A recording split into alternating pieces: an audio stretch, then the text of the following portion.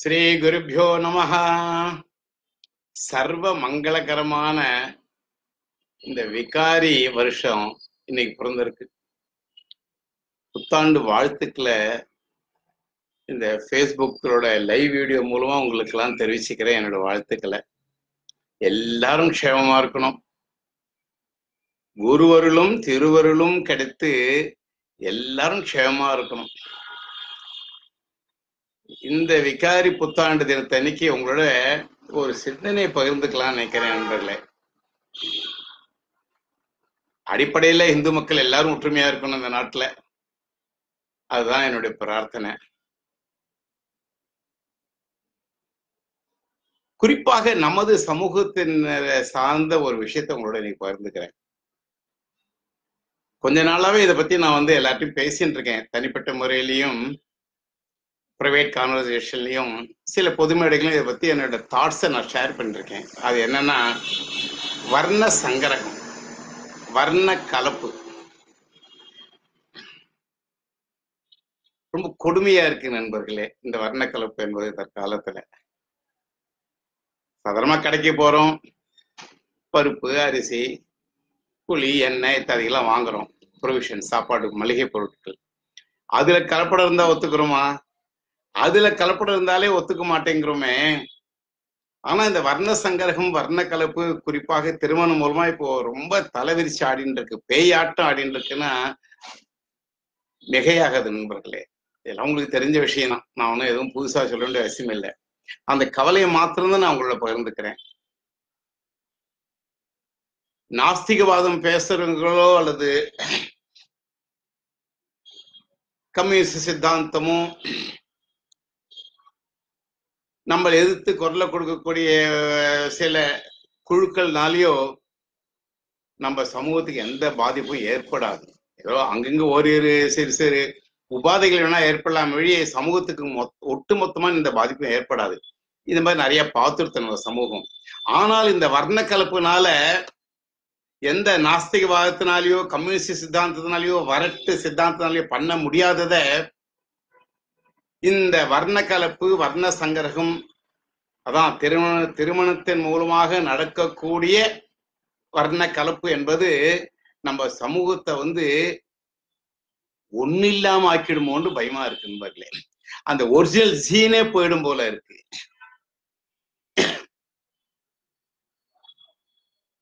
கவலையா இருக்கு. வர வர இது அதிகம் ஆயிருக்கு.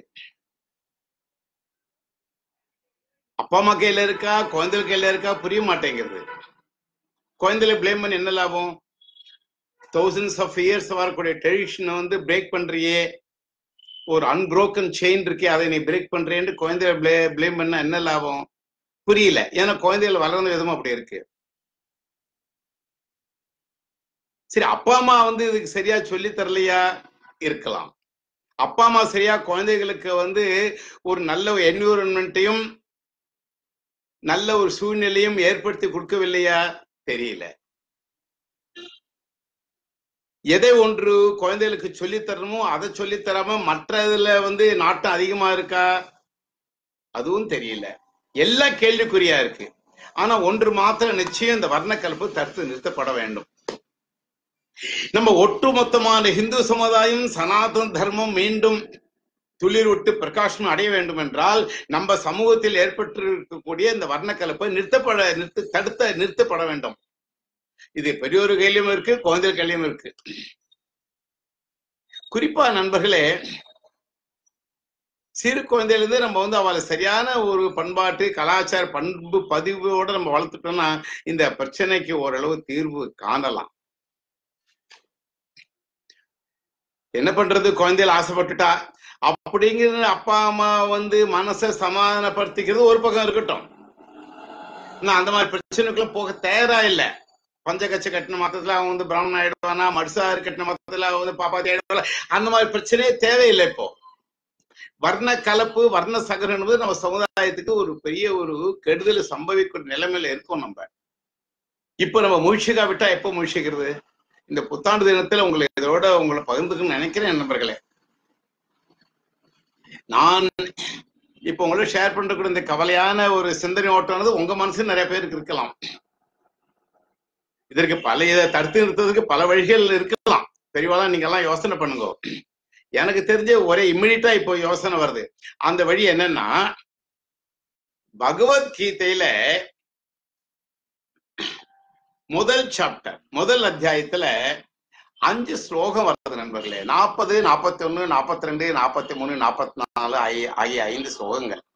இந்த 5 ஸ்லோகங்களும் இந்த வர்ண கலப்புனால குல தர்மத்தை விட்டுட்டு வெளில போறதுனால ஏற்படக்கூடிய, அதனால அதனால ஏற்படக்கூடிய ஒரு பாதைகளையும் உபாதைகளையும் அதனால தீங்குகளையும் நன்றாக எடுத்து கூறுகின்றது இந்த 5 ஸ்லோகங்களும். Bhagavad Gita first chapter from 40 to 44, 40, 41, 42, 43, 44. இந்த 5 ஸ்லோகங்களை நாம் குழந்தைகளுக்கு தினசரி அவளை பாராயணம் பண்ணுன்னு சொன்னாலே போறோம். இன்னைக்கு ஓரளவுக்கு தீர்வு காணலாம். இந்த 5 ஸ்லோகம்னு பெரிய கஷ்டமான ஸ்லோகம் கிடையாது. சாதாரண 2 வரி தான் ஒரு ஸ்லோகம். உங்களுக்கே தெரிஞ்சிருக்கும் பகவத்கீதை பத்தி நான் என்ன சொல்றது. கற்றுக்கொள்வதும் ஈஸி. தினசரி இதை சொல்லுவதற்கும் 2 நிமிஷம்ல இருந்து 3-4 நிமிஷத்துல முடிச்சிடலாம் இந்த 5 ஸ்லோகத்தை. தினசரி ஆத்துல பெரியவா உள்பட சொல்லிட்டு வந்தாலே நினைக்கிறேன் ஒரு வைப்ரேஷன்ஸ், பாசிட்டிவ் வைப்ரேஷன்ஸ் உருவாகலாம். ஏன்னா இது தேவைப்படுறது இந்த காலத்துல. இந்த 5 ஸ்லோகங்களோட 5 ஸ்லோகங்களாக இது பிரிக்கப்பட்டிருந்தாலுமே மைய கருத்து ஒண்ணுதான். அது என்னது? வர்ண கலப்பினால், அது எந்த ஜாதியா இருந்தா என்ன, எந்த ஜாதியை விட்டு எந்த ஜாதி இன்னொரு கீதை சொல்றது, எந்த ஜாதியா இருந்தா என்ன, வர்ண கலப்பு இருக்கக்கூடாதுன்னு சொல்றதுதான் இந்த 5 ஸ்லோகத்துடைய மைய கருத்து. நான் ஏற்கனவே சொன்னேன் இல்லையா, சுலபமா எல்லாருக்கும் சொல்ல முடியும். எங்கிட்ட வேதம் படிக்கிற ஒரு பையன் ரொம்ப அழகா சொல்றான். அதை கேட்கறேல, இப்ப ஆடியோ மெசேஜ் அனுப்ப சொன்ன குழந்தை அனுப்பிச்சிருக்கான். அதை நீங்க கேட்கறல பாருங்களேன். முதல் ஸ்லோகம் குலக்ஷயே பிரசனத்தை ஆரம்பிக்கும் பாருங்க. குலக்ஷயே ப்ரணஷ்யந்தி குலதர்மாः சனாதனாः தர்மே நஷ்டே குலம் கிருஷ்ணம் அதர்மோபிபவத்யுத. இதுதான் முதல் ஸ்லோகம். ரெண்டாவது ஸ்லோகம் கேட்கிறீங்களா?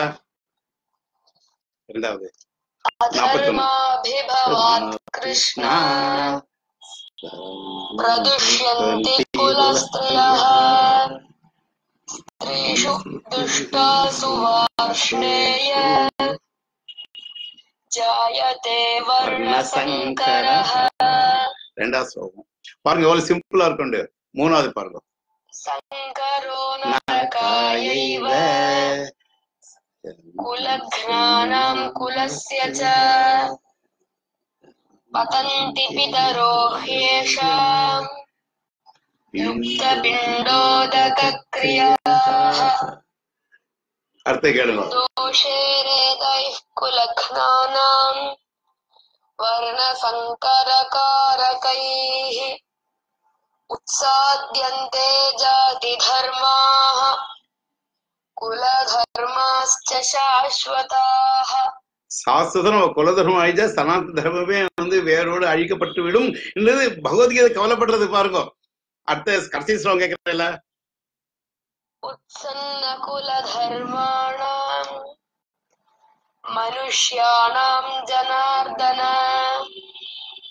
நரகே நியதம் வாசஹ பவதீத்யனுசுஷ்ருமா. உத்சன்ன குலதர்மாணாம் மனுஷ்யாணாம் ஜனார்தன நரகே நியதம் வாசஹ பவதீத்யனுசுஷ்ருமா.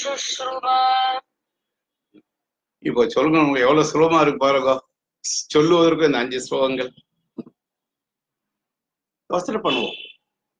ஏன்னா இந்த வர்ண சங்கரகம் நல்லது இல்லை. கலப்புங்கிறது எதுலயும் நல்லது இல்லையே, இல்லையா? எதுவா இருந்தா என்ன நம்ம இல்லையா? எந்த விஷயத்திலும் கலப்பு இருக்கக்கூடாது. பியூரிட்டி தான் we expect. we need only purity அப்படின்னு சொல்றோம் இல்லையா? பியூரா இருக்கணும். எல்லாத்தையும் எதிர்பார்க்கிறோம் இல்லையா? ஏன் இதுல மாத்திரம் நம்ம எதிர்பார்க்கறது இல்ல?